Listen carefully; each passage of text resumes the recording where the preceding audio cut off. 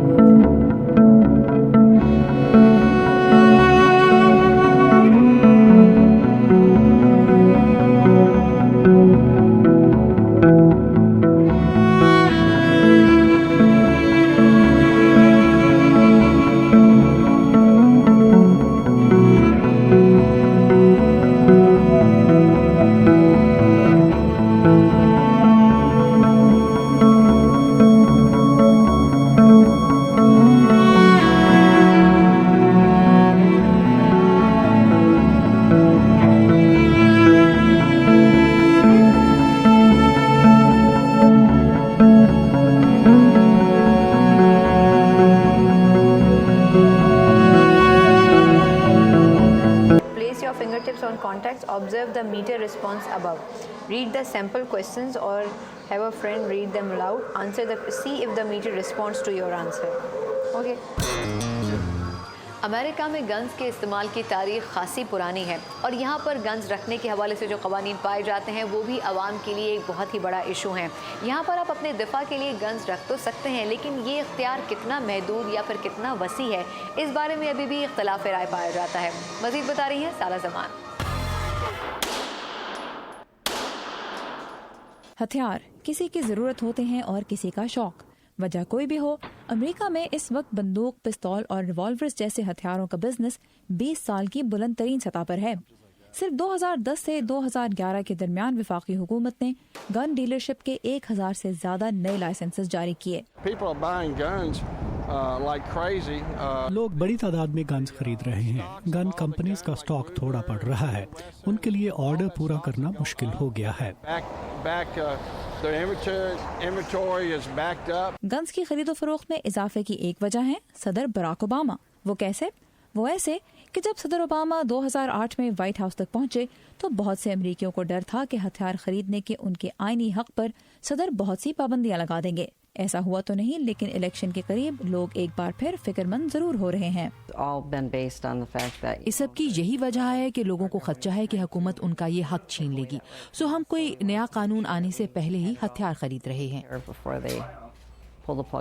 Gun industry की इस तरक्की से गन मुखालिफ लॉबी खुश नहीं। सदर ओबामा ने इस मामले में बहुत मायूस किया है। वो अपने दिल में जरूर जानते हैं कि सही इकदाम क्या है। गन मुखालिफ group ब्रेडी campaign to prevent violence के डैन ग्रोस के मुताबिक हथियार रखने के हक की हामी तंजीम नेशनल राइफल एसोसिएशन लोगों में ये तासुर फैला रही है कि चूंकि सदर ओबामा ने पहली मुद्दत सदारत में हथियारों की खरीदो फरोख्त पर पाबंदियां आयद नहीं की, इसलिए दूसरी मरतबा सदर मुंतखब होने पर वो ऐसा जरूर करेंगे। लेकिन रिपब्लिकन पार्टी के सदारती उम्मीदवार मिट रोमनी के बारे में कम लोगों को ही कोई ऐसी फिक्र है। 22 साल जस्टिन पॉल्सन अपने शौक की खातिर हथियार खरीदते हैं। रोमनी मुंतखब हो गए तो लोगों को खदशा नहीं होगा कि कोई आकर उनसे उनके खरीदे हुए हथियार वापस ले लेगा। लेकिन अगर ओबामा दूसरी मुद्दत के लिए मुंतखब हो गए तो ये मुमकिन है, क्योंकि अक्सर आखिरी मुद्दत सदारत में एक सदर ज्यादा सख्त इक़दाम करने को तैयार होता है। लेकिन कुछ लोगों को ना तो नए कवानीन की फिक्र है और ना ही नए सदर का डर। उनकी तवज्जो है सिर्फ अपनी गन कलेक्शन पर। मैं हथियारों के बारे में बहुत सी बातें सुनता हूँ, उनके खिलाफ, उनकी हमायत। मैं ना तो गन अपनी हिफाजत के लिए रखता हूँ, ना ही किसी सियासी वजह से। मैं बस अपने लिए गन रखता हूँ।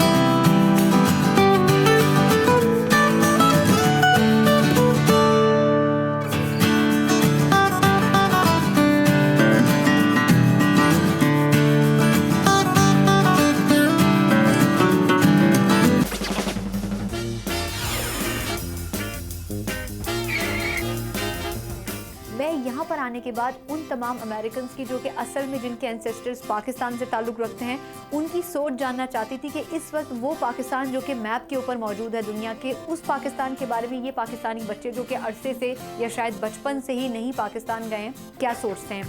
जी, उन लोगों के साथ बात करने का मौका, उनकी सोच जानने का मौका मिला। बहुत सारे सवालात थे, उनके बहुत सारे कंसर्न्स थे और मैं कोशिश करूंगी कि जब हम इस जर्नी में साथ साथ चलें, जब आप सब मेरे साथ होंगे, तो उस जर्नी में हम उन इशूज़ को टारगेट करें जो ये पाकिस्तानी यहाँ रहते हुए सोचते हैं, और जो कुछ पाकिस्तान में हो रहा है वहाँ के जो यंगस्टर्स सोचते हैं वो इन लोगों तक पहुँचाया जाए। मैं इस लार्ज से इस फॉरेंसिक लैब के अंदर काफ़ी देर से ये पूछने की कोशिश कर रही हूँ कि आखिर इसकी मौत कैसे हुई। कोई जवाब नहीं दे रही। खैर, मैं पूछती हूँ, लेकिन जब तक आप एक छोटा सा ब्रेक लें, आपसे मुलाकात होती है इस ब्रेक के बाद।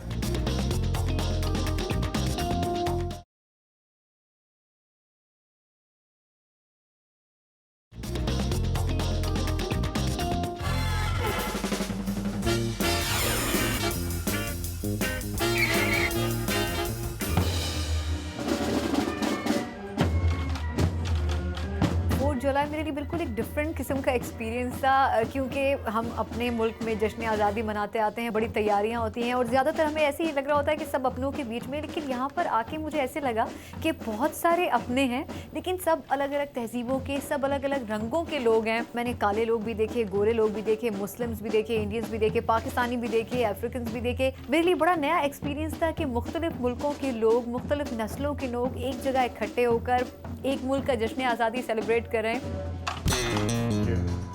کرائم اینڈ پنشمنٹ میوزیم کی جو COO ہیں مس جنین ہمارے ساتھ موجود ہیں, ان سے بات کرتے ہیں, پوچھتے ہیں کہ اتنا یونیک آئیڈیا آخر ان لوگوں کو ملا کیسے. Thank you so much Miss Janine for coming to my show. Of course, thanks for coming. I want to know where this idea came from about building such an interesting museum. Our owner had gone to Alcatraz in San Francisco, and he's also a lawyer, and so he... ہمارے ساتھ ہی mark الکٹراز کی jail کے دورے پر گئے.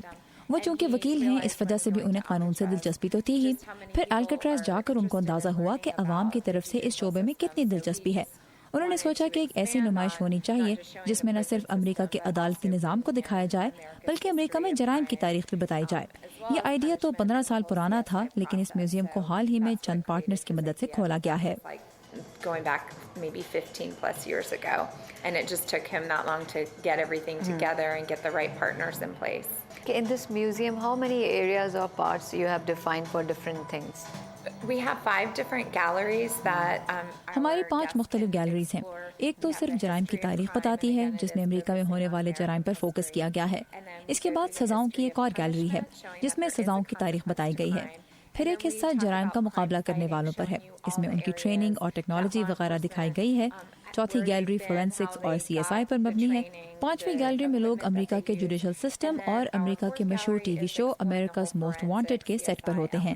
اس شو کے ذریعے 1000 سے زیادہ مجرموں کو پکڑا گیا ہے. Reviewing the judicial system and America's Most Wanted, which is a popular TV show here in the States that has helped capture over 1,000 criminals. Which age demographic is more interested in coming in this museum? Actually, we found that people of all ages like this museum, so a lot of times parents come in and ask us. مجھے اندازہ ہوا کہ تمام عمر کے افراد اس museum کو بہت پسند کرتے ہیں. کئی مرتبہ والدین آ کر ہم سے پوچھتے ہیں کہ کیا یہ چھوٹے بچوں کے لیے مناسب ہے, تو ہم اس کا فیصلہ انہی پر چھوڑ دیتے ہیں. ہمارے بہت سے پروگرام تو 5 سال کے بچوں کے لیے ہوتے ہیں, مگر اس سے بھی چھوٹے بچے جہاں آتے ہیں یہ فیصلہ ان کے والدین کا ہوتا ہے. والدین نے مجھے یہ بھی بتایا ہے کہ یہ ایک ایسا میوزیم ہے جہاں سے ان کے بچے جانا ہی نہیں چاہتے اور اکثر انہیں زبردستی یہاں سے لے جانا پڑتا ہے. This is the one museum in DC that they actually have to drag their kids out of. So we know it's appreciated by everyone, young, old, in between. Everyone seems to love this museum. All the galleries which I have seen, do you update the data which is there annually or after some time? Sure, there are some exhibits that need constant updating. For example, in the کچھ نمائشوں کو تو ہمیں مسلسل update کرنا پڑتا ہے. مثلاً کتنے لوگوں کو سزائے موت ملی, سو جب بھی کسی کو سزائے موت ہوتی ہے ہمیں اپڈیٹ کرنا ہوتا ہے. اگر تاریخ کے حوالے سے کوئی نمائش ہو تو اسے اپڈیٹ کرنے کی ضرورت نہیں پڑتی.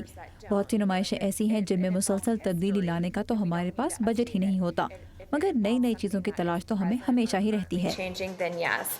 Obviously, some of our exhibits, we don't have the manpower or the financial backing to constantly make the changes, but we will make changes to certain things that are applicable annually, and we're always looking to acquire new artifacts. Are you planning to make some other branches in other cities, because this is a very unique museum? At this time, we don't have any more plans. What we do know is that we keep expanding our area. We expand our. اس وقت تو ہمارا کوئی plan نہیں ہے, مگر اس کو بڑھانے میں ہم ہر وقت مصروف رہتے ہیں. ہم اپنی آن لائن ویب سائٹ کو بڑھا رہے ہیں کیونکہ اس پر موجود معلومات اکثر لوگ استعمال کرتے ہیں. تو اس وقت یہ ایک میوزیم ہے جسے ہم بہتر سے بہتر بنا رہے ہیں. So at this time, though, this is the only location that we have for, that we have planned for. Thank you so much. You're welcome. Thank you. جرائم روکنے سے متعلق جو ٹیکنالوجی استعمال کی جاتی رہی ہے اس میں وقت کے ساتھ ساتھ بہت سی تبدیلی آئی ہیں. اب یہ ٹیکنالوجی کتنی ایڈوانس ہو گئی ہے اس بارے میں دیکھتے ہیں یہ رپورٹ. پچھلے سال امریکی خلائی ادارے ناسا کے کمپیوٹر سسٹم کو 13 مرتبہ ہیک کیا گیا. ایجنسی کے انسپیکٹر جنرل کے مطابق اس سے امریکی سلامتی خطرے میں پڑ سکتی تھی. امریکی ڈپارٹمنٹ آف ڈیفنس نے بھی تسلیم کیا کہ اسے پچھلے سال غیر ملکی انٹیلیجنس اداروں کے ہاتھوں سائبر اٹیکس کا سامنا رہا. اور یہ کہ ادارے کی 24,000 حساس ڈاکیومنٹس چوری کر لی گئیں۔ امریکی صنعت و سلامتی کو سائبر وارفیئر کی جانب سے خطرہ قانون نافذ کرنے والے امریکی آفیشلز کے لیے ایک سنجیدہ کنسرن ہے۔ Cyber warfare will be the warfare of the future. Internet security company McAfee نے پچھلے سال رپورٹ کیا کہ امریکہ کے علاوہ Canada, England, Switzerland, India, Vietnam, Japan اور تائیوان جیسے ممالک بھی سائبر اٹیکس کا نشانہ بنے۔ ڈیفنس کانٹریکٹرز کو سب سے زیادہ نقصان پہنچایا گیا۔ اقوام متحدہ کو بھی ہیک کیا گیا اور اس میں اضافہ ہی ہوتا رہا ہے۔ There are two things that are really important right now. Cyber security کو درپیش خطرات میں اضافہ ہوگا، چاہے وہ اسٹیٹ سپانسرڈ حملے ہوں یا نئی ٹیکنالوجی کے استعمال کے ساتھ پرانے اسٹائل کے جرائم۔ ان سے تقریباً $2 ارب کا نقصان ہو رہا ہے، جس میں اضافہ جاری رہے گا۔ And that's going to continue to climb. اورورا کے کوڈ نیم سے ایک اعلیٰ سطح کا حملہ گوگل پر کیا گیا۔ تحقیق سے پتہ چلا کہ یہ حملہ چین میں پلان کیا گیا تھا۔ اس حملے میں انٹلیکچوئل پراپرٹی کے ساتھ چینی تارکین وطن کے گوگل ای میل اکاؤنٹس بھی ہیک کیے گئے۔ سائبر سیکیورٹی ایکسپرٹس کو یقین ہے کہ گوگل پر ہونے والے حملے نے ایڈوانس پرسسٹنٹ تھریٹ یا APT کے بارے میں آگہی میں اضافہ کیا۔ کہا جاتا ہے کہ ایسے حملے چین کے سائبر اٹیکس کی اسٹریٹجی کی خصوصیات رکھتے ہیں۔ Now everybody's just, saying, yes, it's China, that it's been China the whole time. اب ہر کوئی کہہ رہا ہے کہ چین کے باہر سے کام کرنے والے کچھ گروپس کا یہ کام ہے جو چینی حکومت کی مدد سے نہیں تو ان کے مجرمانہ غفلت سے ایسا کر رہے ہیں۔ Or the Chinese government looking the other way. پھر ابھی حال ہی میں مزید ہائی پروفائل حملے بھی ہوئے۔ امریکن کانٹریکٹنگ کمپنی لاکہیڈ مارٹن کو 2011 میں ہیک کیا گیا۔ ڈیوپونٹ نامی کمپنی کے سابقہ چینی ملازمین نے چینی حکومت کے لیے اکنامک جاسوسی اور ٹیکنالوجی چوری کرنے کے جرائم کا اعتراف کیا۔ نوٹل کو ایک دہائی سے زیادہ عرصے تک ہیک کیا جاتا رہا۔ سن 2011 کے آخر میں رپورٹ سامنے آئی کہ امریکن چیمبر آف کامرس کو 1 سال سے زیادہ عرصے تک ہیک کیا جاتا رہا۔ ہمیں اپنی کمزوریوں کو دور کرنے کے ساتھ اپنے ٹارگٹ کو بھی انتہائی مضبوط بنانا ہوگا۔ اس سے بھی اہم یہ کہ ہمیں اپنے سسٹم میں محفوظ کی جانے والی چیزوں کے بارے میں زیادہ سمجھداری سے کام لینا ہوگا۔ چیمبر آف کامرس کے حوالے سے الزامات کے جواب میں واشنگٹن میں چینی ایمبیسی نے کہا کہ اس کے ملوث ہونے کا ثبوت موجود نہیں، اور یہ بھی کہ چین کی حکومت نے ہمیشہ سائبر کرائم پر پابندی لگائی ہے۔ اندازہ ہے کہ صرف سن 2011 میں امریکن کمپنیز کو سائبر اٹیکس کے نتیجے میں $9.6 ارب کا نقصان ہوا۔ کرائم اینڈ پنشمنٹ میوزیم ہے نا مزیدار جگہ؟ یہاں سے اور بھی بہت کچھ آپ کو دکھائیں گے، لیکن اس بریک کے بعد۔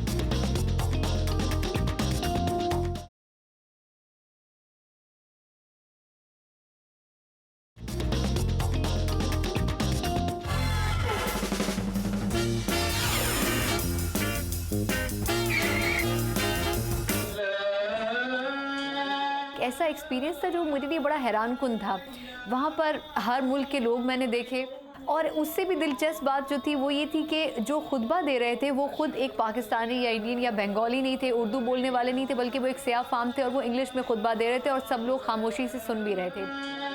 وہاں پر ینگسٹرز میں نے بہت دیکھے، جس کو دیکھ کے مجھے ایک خوشی کا بھی احساس ہوا، اور مجھے یہ لگا کہ نہیں، جو یہ کہا جاتا ہے کہ US کے اندر بہت سارے ٹرینڈز چینج ہو رہے ہیں، مسلمز جو ہیں ان کے لائف سٹائلز میں تبدیلی آ رہی ہے، تو مجھے لگا نہیں، یہاں پر رک جانا چاہیے، یہاں پر ٹھہر جانا چاہیے، یہاں پر یہ کچھ ایسی چیزیں جو ہم صحیح نہیں سمجھ رہے ہیں اور اس کو ہمیں کریکٹ کرنے کی ضرورت ہے۔ ہمارے ملک میں جیسے کہ امن و امان کی صورتحال عموماً خراب ہی رہتی ہے، اس لیے لوگ بعض اوقات اپنی سیکیورٹی کو یقینی بنانے کے لیے پرائیویٹ سیکیورٹی کمپنیوں کی مدد حاصل کرتے ہیں، لیکن کبھی کبھی پرائیویٹ سیکیورٹی کمپنیاں بھی رسک ثابت ہو سکتی ہیں۔ کس طرح، یہ بتا رہی ہیں تابندہ نعیم۔ یہ ہے کراچی، روشنی اور رنگوں اور 2 کروڑ انسانوں کا شہر۔ یہاں رہنے والے اپنے ملک کو اربوں روپے سالانہ کما کر دیتے ہیں اور زندگی کا پہیہ گھومتا ہے تیز رفتاری سے، لیکن اگر یہ چلتے چلتے رک جائے تو؟ مکمل طور پہ کراچی کے شہری کراچی کی تجارت جرائم پیشہ عناصر کی زیر مشق ہیں، جس میں بھتہ ہے جو اس طرح مانگا جاتا ہے جس طرح وہ ایک غیر ریاستی ایک ٹیکس کی شکل ہے۔ پولیس اور سرکاری اداروں سے مایوس عوام پرائیویٹ سیکیورٹی کمپنیوں کی خدمات حاصل نہ کریں تو کیا کریں؟ کیا آپ کو معلوم ہے کہ 350 سیکیورٹی کمپنیاں ہیں اس وقت پاکستان میں، مگر صرف 15 کمپنیاں ہی اپنے سیکیورٹی سٹاف کی مناسب تربیت کا بندوبست کرنے کے قابل ہیں۔ اتنے لوگ سیکیورٹی گارڈز کی ملازمت کر رہے ہیں کہ کوئی بھی سیکیورٹی چیکنگ سے بچ سکتا ہے۔ وہ اپنے یونیفارم میں ہوتے ہیں، ایک دن وہ بھرتی ہوتے ہیں، دوسرے دن انہیں ہتھیار مل جاتا ہے، پھر وہ کسی بینک کی حفاظت کر رہے ہوتے ہیں۔ وہ گارڈ چاہے تو خود بینک میں ڈاکہ ڈال سکتا ہے۔ اکرام سہگل ایک سیکیورٹی کمپنی کے مالک ہیں. یہ کہتے ہیں کہ ملک کی 4-5 سیکیورٹی کمپنیوں کے پاس تو 50-50 ہزار ملازم ہیں، لیکن زیادہ تر سیکیورٹی کمپنیاں 100 سے 2000 تک سیکیورٹی گارڈز کی تنخواہیں ہی دے سکتی ہیں. لیکن کیا کریں گے آپ اگر آپ کو اپنے سیکیورٹی گارڈ سے ہی خطرہ ہو؟ جیسے ظفر پراچا کے ساتھ ہوا. یہ فورن ایکسچینج کمپنی چلاتے ہیں اور اپنے ہی سیکیورٹی گارڈز کے ہاتھوں رقم سے محروم ہوئے. انہوں نے چاروں نے مل کے میرے سے کرنسی چھین لی اور کرنسی اور ہماری کار لے کے وہ فرار ہو گئے. لیکن اس کے بعد بھی یہ مجبور ہیں کہ اپنی حفاظت کے لیے پرائیویٹ سیکیورٹی گارڈ سے ہی رجوع کریں، کیونکہ پولیس کی نفری تو پہلے ہی کم ہے. ہماری جو تعداد اس کی فورس کی ہے وہ تقریباً 33-34 ہزار کی نفری ہے. اب 33-34 ہزار کی نفری، اس کا مطلب اس میں انویسٹیگیشن کے لوگ بھی شامل ہیں اور اس میں ٹریفک کے لوگ بھی شامل ہیں. تو اس میں آپ میرے خیال میں 6-7 ہزار کی نفری آپ مائنس کر دیں. تو اس میں اگر یہ مائنس کر دیتے ہیں تو آپ کے پاس کوئی میرے خیال میں 26-27 ہزار کی نفری رہ جاتی ہے. پھر اس میں کوئی چھٹیوں پہ چلے جاتے ہیں 7 ہزار 6-7 ہزار وہ کہیں ہوتے ہیں چھٹیوں پر. تو آن گراؤنڈ آپ کے پاس 17-18 ہزار سے نفری جو ہے زیادہ نہیں موجود ہوتی. پاکستان میں پولیس کا ایک سپاہی 600 افراد کی حفاظت کرتا ہے. جب تک امن و امان کی صورتحال ایسی رہے گی، پرائیویٹ سیکیورٹی کمپنیوں کا کاروبار ایسے ہی ترقی کرتا رہے گا، چاہے ان کے پاس اپنے سیکیورٹی سٹاف کی تربیت اور چھان بین کا کوئی نظام ہو یا نہ ہو. حلال فوڈ ڈھونڈنے کا جو ایکسپیرینس تھا نا، وہ میرے خیال سے اب تک کے تمام میرے ایکسپیرینس میں سب سے زیادہ انٹرسٹنگ تھا. جب میں وہاں پر نکلی تو مجھے بالکل ایک نئی دنیا نظر آئی. بہت سارے ٹرکس اور بہت سارا کھانا الگ الگ قسم کا. اور پھر جب میں نے ڈھونڈا آہستہ آہستہ تو مجھے میری مرضی کا ٹرک بھی مل گیا، مجھے میری مرضی کا کھانا بھی مل گیا. کھانا بہت برا تھا. کچھ جرائم ایسے ہوتے ہیں جن کا شکار انسان نہیں بلکہ بے زبان جانور بن جاتے ہیں. اس حوالے سے دیکھتے ہیں یہ رپورٹ.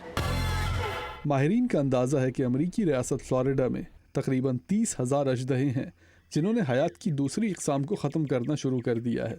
ان میں سے زیادہ تر اس علاقے کے مقامی نہیں ہیں. یہ وہ سانپ ہیں جنہیں لوگوں نے شوقیہ طور پر دنیا کے مختلف علاقوں سے منگوا لیا تھا. جب یہ زیادہ بڑے ہونے لگے تو انہیں جنگلوں میں لے جا کر چھوڑ دیا گیا. آج یہ اتنا بڑا مسئلہ بن گئے ہیں کہ ان کو نکالنے کے لیے حکومت نے کئی ملین ڈالر خرچ کر دیے ہیں. بہت سے حلقوں میں تو ان کو ڈھونڈنے کے لیے ڈرونز کے استعمال کی بھی بات ہوئی ہے. مگر ان تمام کوششوں کے باوجود فلوریڈا کی حکومت نے سن 2002 سے لے کر اس سال کے فروری تک صرف 1825 اژدہوں کو پکڑا تھا. اس سال مارچ کی 23 تاریخ کو ریاست فلوریڈا میں وہ قانون نافذ ہوا ہے جس کی بدولت اژدہوں کو پکڑنے کے ساتھ ساتھ ان لوگوں کے خلاف بھی قانونی کارروائی کی جائے گی جو ان جانوروں کو غیر قانونی طور پر رکھتے ہیں. لیسی ایکٹ نامی یہ قانون تو سن 1900 میں پاس ہوا تھا اور اس میں چند اقسام کے جانور اور پودوں کی برآمد اور انہیں ایک جگہ سے دوسری جگہ لے جانے پر پابندی لگائی گئی تھی. اب کیونکہ برمیز پائتھن اور 3 اور قسم کے اژدہے اس میں شامل ہو چکے ہیں، اس وجہ سے ان جانوروں کی غیر قانونی برآمد اور منتقلی پر $20,000 جرمانہ اور 5 سال کی جیل ہو سکتی ہے. مگر اژدہا ایک مہنگا جانور ہے. یہ بازار میں $10,000 سے لے کر $50,000 تک کا ہوتا ہے. اس وجہ سے ماہرین کا اندازہ ہے کہ ان قوانین سے ایک ایسا بلیک مارکیٹ پیدا ہو جائے گا جو قانون نافذ کرنے والے اداروں کو خاصا مصروف رکھے گا.